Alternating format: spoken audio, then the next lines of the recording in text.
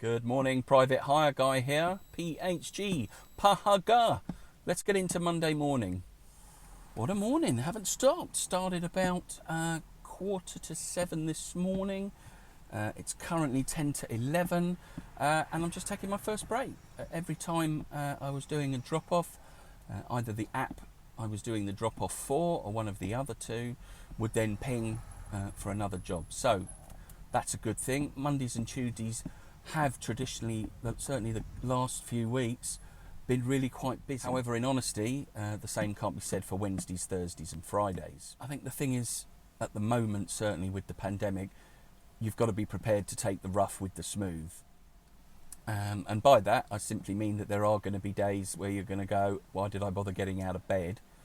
And days that you go, well, okay, that was worth getting out of bed for, you know, really nicely busy. I think certainly this pandemic has, for me, has kind of taught me to make my peace with that. There are things I can't control, and how many people looking for cars is one of them. So some days are going to be rubbish, some days are going to be really good, and some days are going to be equally stuck in the middle somewhere. But I'd like to think with Monday and Tuesdays being really, really quite good at the moment, that once we've, once things come out of lockdown, I think people are going to want to start getting cars again. I think a lot of people are still reluctant to get on public transport, and in honesty, I can't say I blame them.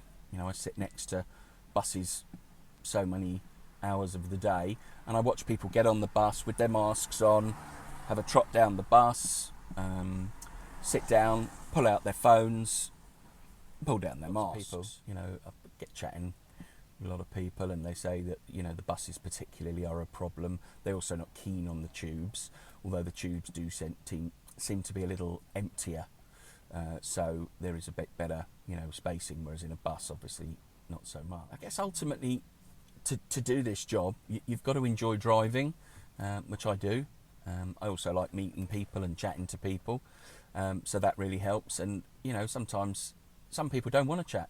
They'll have their AirPods in or whatever, or, for whatever reason they don't want to chat, and that's fine too. I don't take it personally. I drive them from A to B. Good morning. I try and make contact. If they're not feeling particularly chatty, then I just leave them to it, and, that's absolutely fine. A couple of changes I wanted to mention is down to and around the Central London Congestion Charge Zone.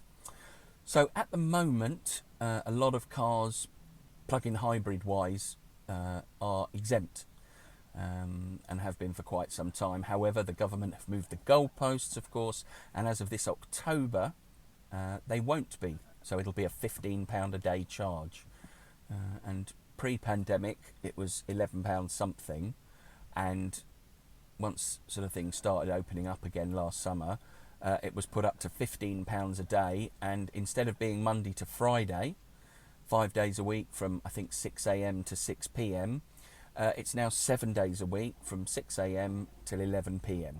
So that's obviously going to make a difference in terms of finances, because if you are going to be planning to predominantly spend your day in central London, which I would say is the right place to be in terms of volume, especially when everybody's back at work, and not working from home anymore, then you've £15 a day you've got a budget for. Now, you will get some of that money back on each job.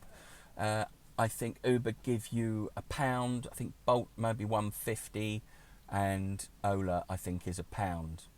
So in theory, if you went in and out of the zone another 15 times and got another £1 or so for those journeys, you would cover your £15 congestion zone charge. If you didn't, and you merely went in for that one day and just happened to spend the rest of the day outside of the zone,